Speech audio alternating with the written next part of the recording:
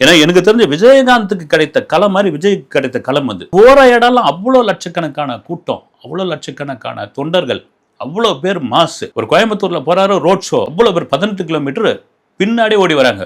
ஒரு மதுரை ஏர்போர்ட் வந்து ஸ்தம்பித்து போகுது. இதெல்லாம் வந்து என்னன்னா ஒரு பரந்தூர்ல போய் நிக்கிறாரு. அவ்வளவு பெரிய மாசு. இது எல்லா அரசியல் கட்சி தலைவர்களுக்கும் இருக்கு வந்து. ஏன்னா அந்த களத்துக்கு தான் இயங்கிட்டு இருக்காங்க. காசு கொடுத்து கூட்டு வர வேண்டியதா இருக்குது.